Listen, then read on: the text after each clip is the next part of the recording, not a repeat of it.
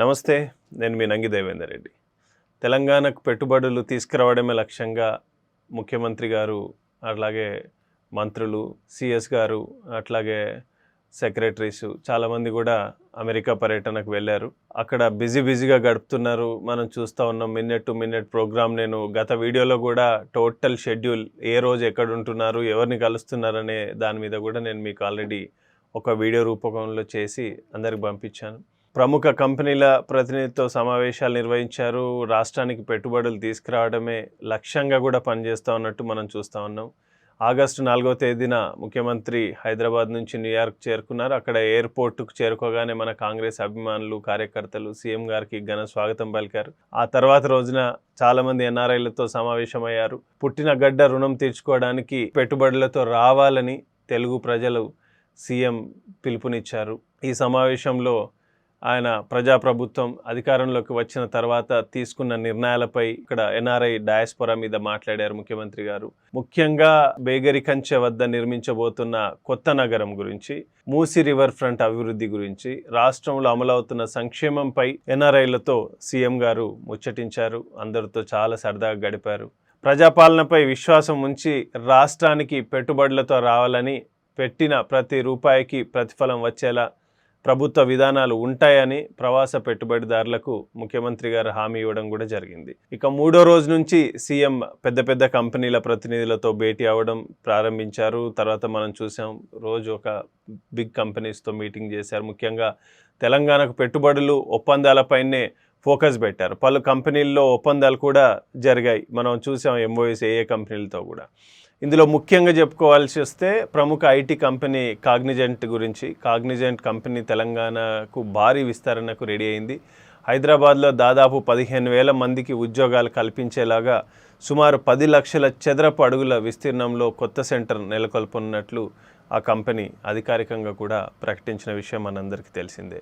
CM Revanth Reddy గారు, IT పరిశ్రమల శాఖ మంత్రి శ్రీధర్ బాబు గారు, కాగ్నిజెంట్ సీఈఓ రవికుమార్ గారితో, మిగతా ప్రతినిధులతో సమావేశమయ్యారు. కాగ్నిజెంట్ సీఈఓ రవికుమార్ గారు సీఎం రేవంత్ రెడ్డి గారితో బ్రేక్ఫాస్ట్ భేటీలో కూడా పాల్గొనడం జరిగింది.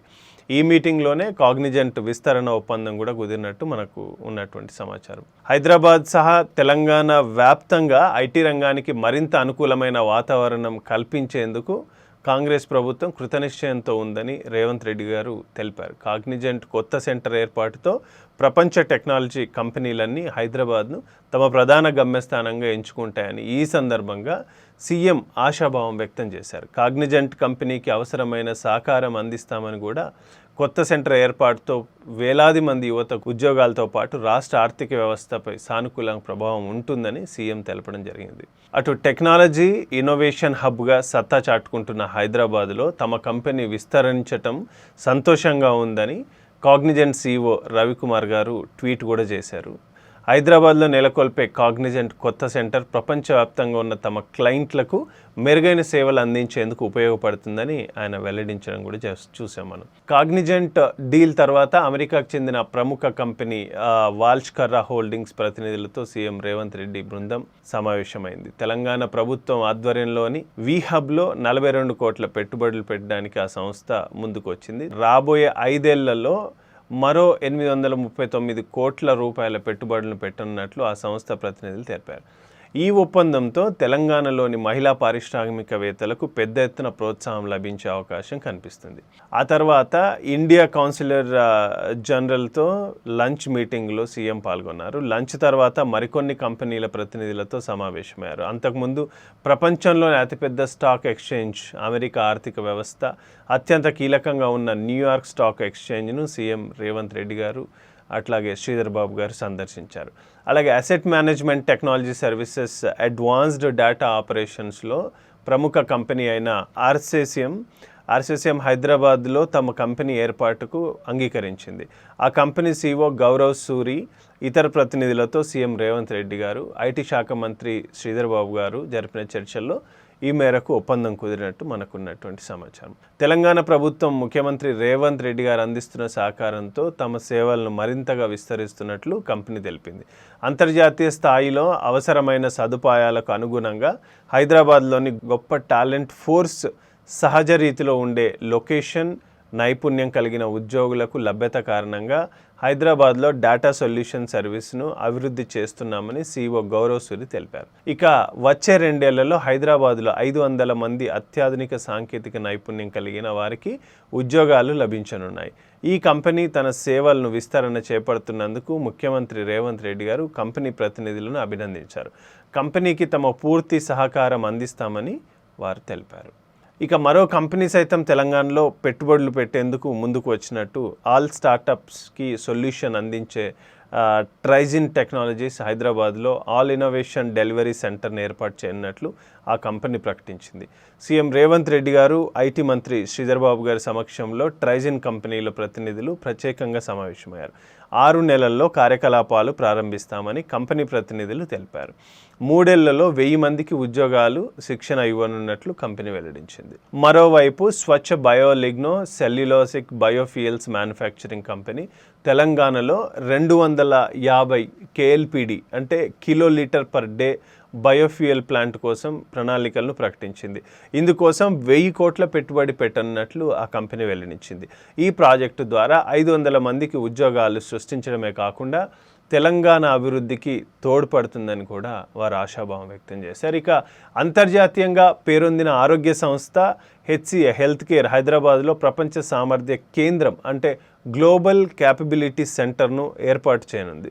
ఈ కంపెనీ ప్రతినిధులు సీఎం రేవంత్ రెడ్డి గారిని బృందంతో చర్చలు జరిపారు. ఈ సంస్థ ఇప్పటికే 2024 మార్చిలో ఇంక్యుబేషన్ ఫెసిలిటీని ప్రారంభించింది. కార్యకలాపాల విస్తరణకు కొత్త క్యాంపస్ కోసం 4 లక్షల చదరపు అడుగుల స్థలాన్ని ఇటీవల లీజు కూడా తీసుకున్నట్టు మనకు తెలిసింది. ఈ కంపెనీ విస్తరణతో AI మెషిన్ లెర్నింగ్, డేటా సైన్స్పై దృష్టి సారించనుంది. ఇక కంపెనీ ప్రతినిధులు భేటీ అనంతరం ముఖ్యమంత్రి రేవంత్ రెడ్డి గారు ఇండియన్ ఓవర్సీస్ కాంగ్రెస్ ఆధ్వర్యంలో ఏర్పాటు చేసిన మీటింగ్లో పాల్గొన్నారు.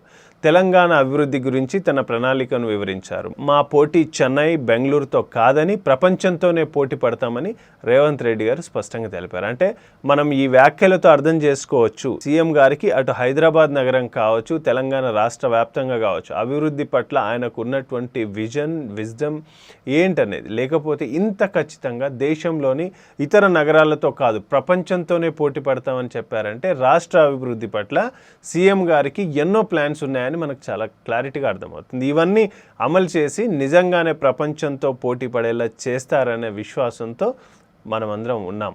అయితే ఇప్పటిదాకా కేవలం 4 రోజుల పర్యటనలోనే ఈ కంపెనీలతో ఒప్పందాలు జరిగాయి.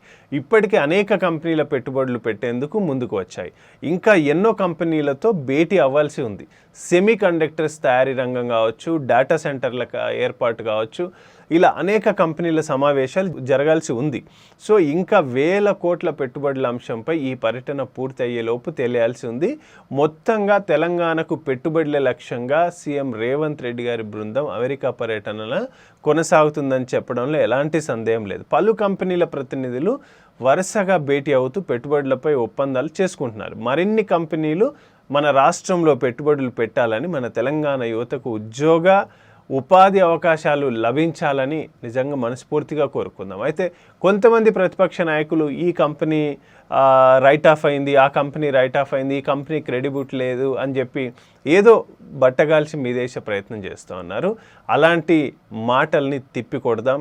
ఏ కంపెనీ అయితే ఇవాళ ముఖ్యమంత్రి గారి సమక్షంలో మన డెలిగేషన్తో ఒప్పందం చేసుకుంటుందో అవన్నీ కూడా అక్యురేట్గా ఉన్నటువంటి కంపెనీలే అని చెప్పి మనం కూడా మళ్ళీ క్రాస్ వెరిఫై చేసిన తర్వాత ఈ ఇన్ఫర్మేషన్ని మీ ముందుకు తీసుకొచ్చాం. మీకు ఈ వీడియో నచ్చితే తప్పకుండా మన గ్రామ స్థాయి నుంచి దేశ స్థాయి వరకు కాంగ్రెస్ కార్యకర్తలు, మన తెలంగాణ తెలుగు వారు ఎక్కడున్నా కూడా ఈ వీడియోని పంపిస్తారని ఆశిస్తూ జై హింద్, జై కాంగ్రెస్.